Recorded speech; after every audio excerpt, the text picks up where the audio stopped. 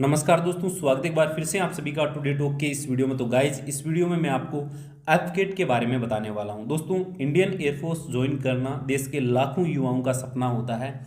ऐसे में एफकेट का नोटिफिकेशन जारी होना उन लाखों युवाओं के लिए एक गोल्डन अपॉर्चुनिटी है। दोस्तों, एफकेट क्या है, एफकेट के लिए क्वालिफिकेशन क्या चाहिए, एफकेट में एज लिमिट क्या है, कितने परसेंटेज होने चाहिए, साथ ही साथ एफकेट के अंदर कौन कौन सी ब्रांचें होती है और सैलरी क्या रहती है, कंप्लीट डिटेल आपको इस वीडियो में मिल जाएगी। तो आप इस वीडियो को ध्यान से जरूर देखिएगा। दोस्तों, यहाँ पर आप देख सकते हैं इंडियन एयरफोर्स के द्वारा एफकेट का नोटिफिकेशन जारी कर दिया गया है। कब से आप इसके लिए ऑनलाइन आवेदन कर सकते हैं, इसके बारे में भी मैं आगे आपको बताने वाला हूँ। सबसे पहले हम समझते हैं एफकेट है क्या।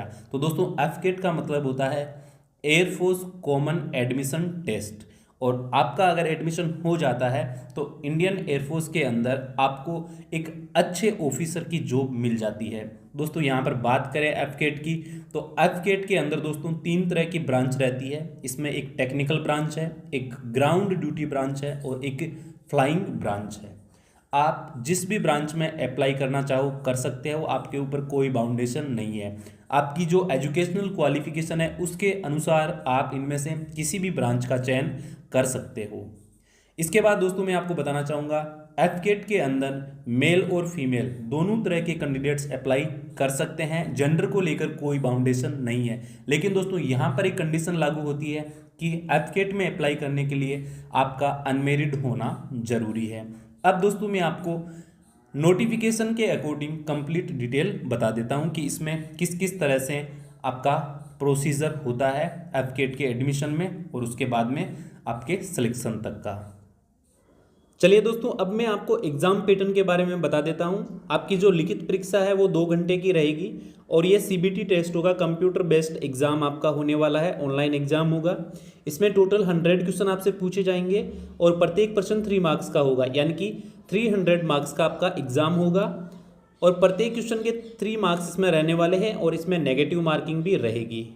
गलत आंसर आप अगर देते हैं तो 1 मार्क्स आपका काट लिया जाएगा और सही आंसर के 3 मार्क्स रहने वाले हैं। इसके बाद में दोस्तों हम बात करें तो परीक्षा के अंदर विभिन्न विषयों से क्वेश्चन आपसे पूछे जाएंगे। इसमें करंट अफेयर्स रहेगा, मैथमेटिक्स रहेगा, रीजनिंग रहेगा, इंग्लिश रहेगा और सामान्य ज्ञान के क्वेश्चन भी आपसे पूछे जाएंगे।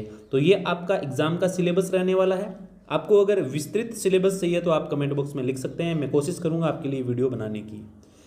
इसके बाद में दोस्तों हम बात करें तो जैसे ही आपका लिखित परीक्षा का परिणाम घोषित होगा, कट ऑफ तय की जाएगी और कट ऑफ के ऊपर अगर आप स्कोर करते हैं तो आपको AFSB साक्षात्कार के लिए बुलाया जाता है।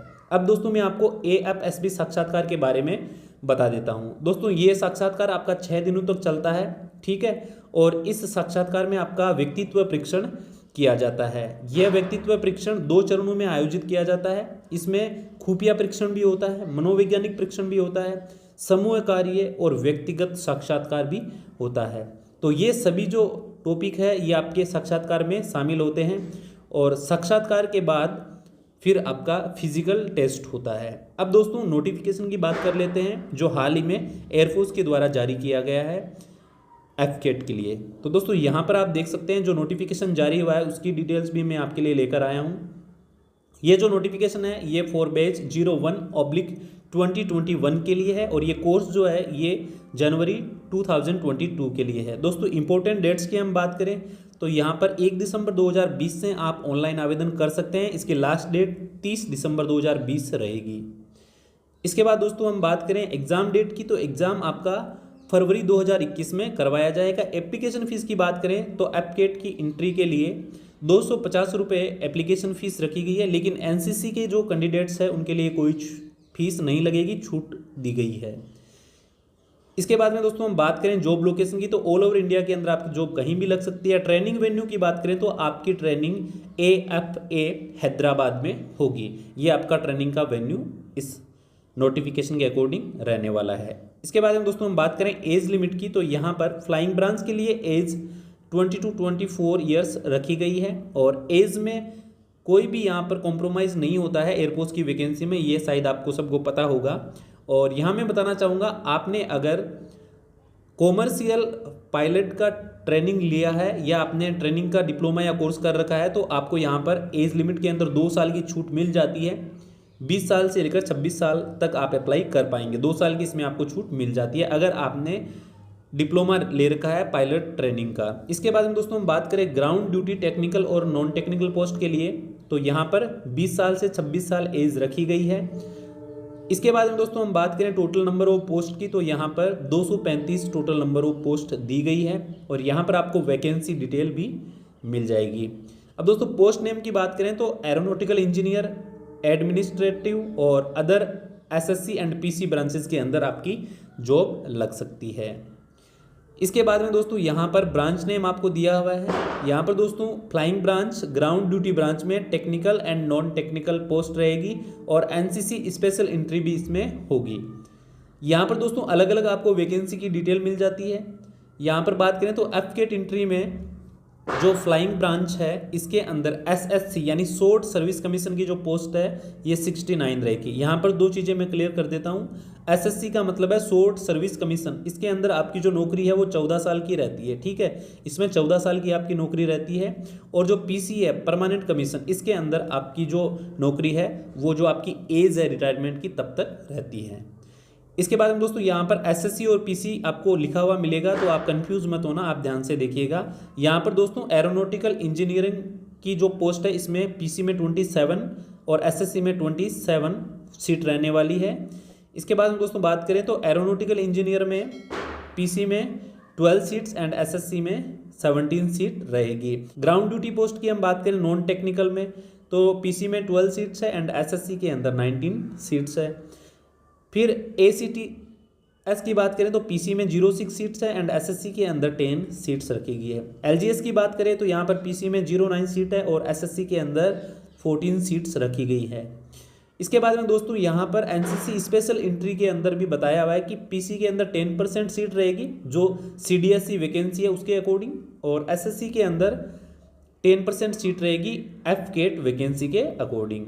पे स्केल की बात करें तो यहाँ पर काफ़ी अच्छा पे स्केल है, आपको पे लेवल 10 से सैलरी मिलेगी लगभग 80,000 से लेकर आपको 1,80,000 तक सैलरी यहाँ पर देखने को मिलेगी, क्योंकि ऑफिसर की पोस्ट आपको मिलती है तो 80,000 से लेकर 1,80,000 तक की आपकी सैलरी रहेगी।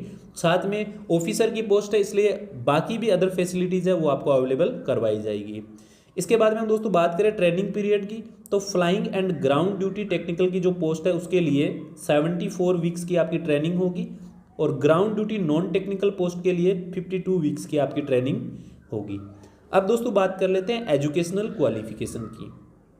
तो यहाँ पर दोस्तों अगर आप फ्लाइंग ब्रांच से अप्लाई करना चाहते हैं तो आपके पास में ग्रेजुएशन होना चाहिए 60% मार्क्स के साथ में, और 12th क्लास में आपका फिजिक्स एंड मैथमेटिक्स सब्जेक्ट होना जरूरी है, या फिर आपने बीए बीटेक डिग्री कर रखी है 60% मार्क्स के साथ में तो आप इसके लिए अप्लाई कर सकते हैं। इसके बाद में दोस्तों ग्राउंड ड्यूटी टेक्निकल ब्रांच के लिए बात करें तो 10+2 आपका मिनिमम 60% मार्क्स के साथ में होना जरूरी है। फिजिक्स एंड मैथमेटिक्स आपका सब्जेक्ट होना चाहिए। आपके पास में मिनिमम 4 ईयर ग्रेजुएशन या integrated PG degree in engineering या फिर टेक्नोलॉजी के अंदर होना जरूरी है अगर आप एरोनॉटिकल इंजीनियर इलेक्ट्रॉनिक्स से बनना चाहते हैं तो। इसके बाद में दोस्तों यहाँ पर एरोनॉटिकल इंजीनियर टेक्निकल की पोस्ट आपको दे रखी है, मैकेनिकल की पोस्ट आपको दे रखी है। तो मैकेनिकल की पोस्ट के लिए candidate with 60% marks each in physics and mathematics in 12th class. 12th class में आपका फिजिक्स और मैथमेटिक्स में 60% होना जरूरी है। आपके पास में 4 साल की engineering technology degree in mechanical engineer या इंडस्ट्रियल इंजीनियर या फिर एरोनॉटिकल इंजीनियर में होना जरूरी है। तो इस बात को आप ध्यान से समझ लीजिएगा। ई का मतलब है इलेक्ट्रॉनिक्स और एम का मतलब है मैकेनिकल, तो 2 तरह की एरोनॉटिकल इंजीनियर की यहाँ पर पोस्ट है। इसके बाद में दोस्तों हम बात करें ground duty non technical post के लिए तो आपका ग्रेजुएशन होना चाहिए किसी भी स्ट्रीम से और उसके अंदर 60% मार्क्स होना चाहिए। साथ ही पोस्ट ग्रेजुएशन आपका होना चाहिए 50% मार्क्स के साथ में। तो ग्रेजुएशन प्लस पोस्ट ग्रेजुएशन आपका होना चाहिए ground duty non technical post के लिए। इसके बाद में दोस्तों हम बात करें तो एनसीसी स्पेशल में NCC air wing senior division C certificate आपके पास में होना जरूरी है। तो सी सर्टिफिकेट आपके पास में है एनसीसी एयरविंग सीनियर डिवीजन का, तो आप इसके लिए अप्लाई कर सकते हैं। दोस्तों बात करें फिजिकल डिटेल्स की तो यहाँ पर आपकी मिनिमम हाइट 157.5 सेंटीमीटर होना कंपलसरी है और ground duty non technical branch के लिए आपकी हाइट 0.5 सेंटीमीटर होना जरूरी है। फीमेल कैटेगरी की बात करें तो यहाँ पर 152 सेंटीमीटर हाइट रखी गई है। आप अप्लाई करोगे तो आपको passport size photo, signature and left thumb impression की जरूरत पड़ेगी। मोड ऑफ सिलेक्शन की बात करें तो मैंने आपको बता दिया, ऑनलाइन आपका टेस्ट होगा, फिर इंटरव्यू होगा और उसके बाद में आपका फिजिकल टेस्ट होगा और उसके बाद आपका फाइनल सिलेक्शन माना जाएगा और फिर आपकी ट्रेनिंग होगी और ट्रेनिंग का टाइम मैंने आपको बता दिया है। उसके बाद में आपको ऑफिसर की पोस्ट मिल जाएगी। तो दोस्तों ये था वीडियो, पसंद आया हो तो एक लाइक जरूर करना। चैनल पर पहली बार विजिट कर रहे हो तो सब्सक्राइब करके जाना। एक मेरी रिक्वेस्ट है आप लोगों से, इस वीडियो को आप ज़्यादा से ज़्यादा शेयर करना ताकि ये जानकारी सबके पास में पहुंच सके। थैंक्स फॉर वॉचिंग, मिलेंगे नेक्स्ट वीडियो में, तब तक के लिए जय हिंद।